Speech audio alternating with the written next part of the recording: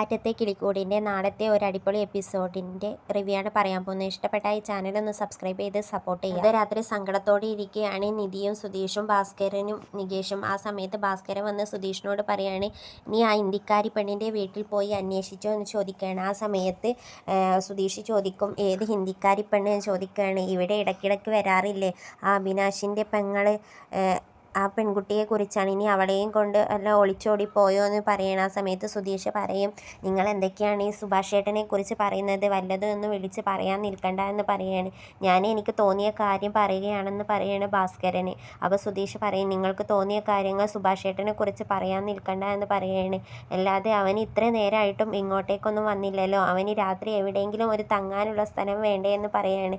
ആ സമയത്ത് നിധി പറയും, സുഭാഷ് ഏട്ടനെ ആ ജ്യോത്സ്യം പറഞ്ഞതനുസരിച്ച് എഴുതി വെച്ചിട്ടാണല്ലോ ഈ വീട്ടിൽ നിന്ന് പോയത്. അപ്പോൾ ഭാസ്കരൻ പറയും, അത് തന്നെയാണ്, പക്ഷേ അവന് ഈ രാത്രി എവിടെയെങ്കിലും ഒന്ന് ഉറങ്ങണേ, അപ്പോൾ അതിന് വേണ്ടി അവന് അവിടെ തന്നെ ആയിരിക്കും പോയിരിക്കുക. ഇടയ്ക്കിടയ്ക്ക് ആ പെണ്ണ് ഇങ്ങോട്ടേക്ക് വരാറുണ്ടല്ലോ, അതുപോലെ അവനെയും നോക്കി ഇങ്ങനെ ചിരിക്കാറുണ്ടല്ലോ, അവനും അങ്ങോട്ടേക്ക് ചിരിക്കാറുണ്ടല്ലോ.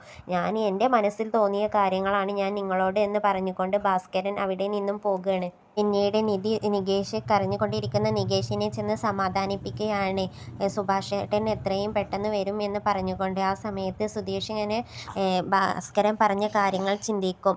ആ പെൺകുട്ടിയുടെ അടുത്ത് നീ പോയി അന്വേഷിച്ചോ എന്നൊക്കെ പറഞ്ഞത് ചിന്തിക്കുകയാണ്. പിന്നീട് സുധീഷ് ചിന്തിക്കുന്നുണ്ട്, സുഭാഷ് ഏട്ടനെ കാണാനില്ല എന്ന് പറഞ്ഞുകൊണ്ട് ഞാൻ അവിനാശിൻ്റെ അടുത്ത് ചെന്ന സമയത്ത് സുഭാഷ് ഏട്ടനെ കാണാനില്ല എന്ന് പറഞ്ഞപ്പോൾ ഒരു ഭയമോ ഒന്നുമില്ലാത്ത ഒരു ഇതായിരുന്നു അവിനാശിനെ എന്ന് ഇങ്ങനെ സുധീഷ് ചിന്തിക്കുകയാണ്. അങ്ങനെ സുധീഷ് നിധിയോട് പറയണ, ഞാനിപ്പോൾ വരാം, സുഭാഷ് ഏട്ടൻ എവിടെ ഉണ്ടാവുക എന്ന് നോക്കിയിട്ട് വരാം എന്ന് പറഞ്ഞുകൊണ്ട് വണ്ടി എടുത്തുകൊണ്ട് സുധീഷ് അവിടെ നിന്നും പോകുകയാണ്. പിന്നീട് സുധീഷ് അവിനാശിൻ്റെ താമസിക്കുന്ന അവിടെ എത്തുകയാണ്. അവിടെ നിന്ന് ഒരാളോട് ചോദിക്കുന്നുണ്ട്, നോർത്തിൽ നിന്ന് വന്ന അവിനാശിൻ്റെ വീട് ഏതാണെന്ന് ചോദിക്കുകയാണ്. അപ്പോൾ അവിടെ നിന്നും ഒരാൾ കാണിച്ചു കൊടുക്കുന്നുണ്ട്. അവിനാശിൻ്റെ വീടിൻ്റെ വാതിലിൻ്റെ അവിടെ ചെന്ന് നിന്നതിന് ശേഷം സുധീഷ് ഇങ്ങനെ പ്രാർത്ഥിക്കുകയാണ്, ഇവിടെ എൻ്റെ സുഭാഷ് ഏട്ടൻ ഉണ്ടായാൽ മതിയായിരുന്നു എന്ന് മനസ്സിൽ കരുതിക്കൊണ്ട് വാതിലിന് ചെന്ന് മുട്ടുകയാണ് സുധീഷ്. കതകിന് മുട്ടുന്ന സമയത്ത് അവിനാശ് വന്ന് കതക് തുറക്കുന്നുണ്ട്.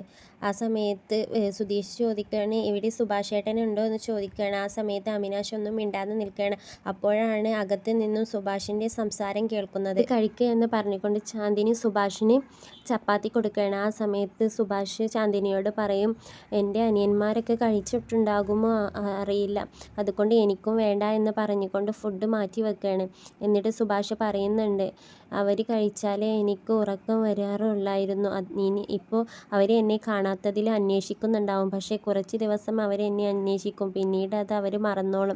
അവർക്ക് നല്ലൊരു കുടുംബജീവിതം ഉണ്ടാവണം, അതിന് ഞാൻ അവിടെ നിന്നും പോകണം എന്ന് പറയുകയാണ് ചാന്ദിനിയോട് സുഭാഷ്. സമയത്ത് സുഭാഷ് ഏട്ടാ എന്ന് വിളിച്ചുകൊണ്ട് സുധീഷ് അടുത്തോട്ടേക്ക് ചെല്ലുകയാണ്. എന്നിട്ട് സുധീഷ് പറയുന്നുണ്ട്, സുഭാഷ് ഏട്ടനെ എങ്ങനെ ഞങ്ങളെ അവിടെ ആക്കിയിട്ട് ഇങ്ങോട്ടേക്ക് ഇവിടെ വന്നിരിക്കാൻ തോന്നിയെന്ന് പറയുകയാണ്. ആ സമയത്ത് കരഞ്ഞുകൊണ്ട് സുഭാഷ് പറയും, ഒന്നും ഇല്ലടാ എന്ന് പറയുകയാണ്, ഞങ്ങളൊക്കെ ഒഴിവാക്കി പോരാൻ സുഭാഷ് ഏട്ടന് തോന്നിയല്ലോ. കൊണ്ടിരിക്കുന്ന സുധീഷിനോട് സുഭാഷ് പറയും, കരയല്ലടാ എന്ന്. ആ സമയത്ത് സുധീഷ് പറയും, സുഭാഷ് ഏട്ടനെ എവിടെയെല്ലാം തിരഞ്ഞു, ഞങ്ങൾ പേടിച്ചു പോയി എന്ന് പറയണേ. ആ സമയത്ത് സുഭാഷ് പറയും, കരയല്ലടാ എന്ന്. ആ സമയത്ത് സുഭാഷിനെ കൈ തട്ടി മാറ്റും. സുധീഷ് അവിനാശിനോട് പറയും, അവിനാശിനോട് ഞാൻ ചോദിച്ചതല്ലേ സുഭാഷ് ഏട്ടനെ കണ്ടിരുന്നു എന്ന്. ആ സമയത്ത് സുഭാഷ് ഏട്ടൻ ഇവിടെ ഉണ്ടായിരുന്നു എന്ന് അവിനാശിന് പറഞ്ഞുകൂടായിരുന്നു എന്ന് പറയണേ.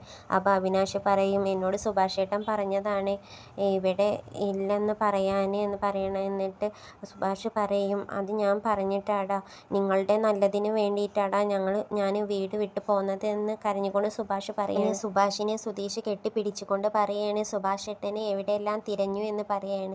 എന്നിട്ട് സുധീഷ് പറയുന്നുണ്ട്, ഇനി വീട്ടിലുള്ളവർക്ക് വിളിച്ച് പറയട്ടെ എന്ന് പറഞ്ഞുകൊണ്ട് സുധീഷ് നിധിക്ക് ഫോൺ ചെയ്യണം. എടുത്തതിന് ശേഷം നിധി ചോദിക്കും, എന്തായി എന്ന് ചോദിക്കണം സുധീഷിനോട്. ആ സമയത്ത് സുധീഷ് പറയും, സുഭാഷ് ഏട്ടനെ കണ്ടെത്തി എന്ന് പറയുകയാണ്. അപ്പം നിധി പറയും, എവിടെ നിന്ന്? അപ്പോൾ സുധീഷ് പറയും, അതെല്ലാം വീട്ടിൽ വന്നതിന് ശേഷം പറയാം എന്ന് പറയാണ്. നികേഷിനോടും ഹരീഷിനോടും എല്ലാം കാര്യങ്ങൾ പറയും, ഞാൻ സുഭാഷ് ഏട്ടനെയും കൊണ്ട് എത്രയും പെട്ടെന്ന് വരാം എന്ന് പറഞ്ഞുകൊണ്ട് ഫോൺ കട്ട് ചെയ്യും. അങ്ങനെ സുഭാഷിനെയും കൊണ്ട് സുധീഷ് വീട്ടിലോട്ട് തിരിച്ചു വരികയാണ്. ഇതാണ് ഇനി വരാൻ പോകുന്ന ഒരു അടിപൊളി എപ്പിസോഡിൻ്റെ റിവ്യൂ. ഇത് ഇഷ്ടപ്പെട്ടിട്ടുണ്ടെങ്കിൽ ചാനൽ ഒന്ന് സബ്സ്ക്രൈബ് ചെയ്ത് സപ്പോർട്ട് ചെയ്യുക.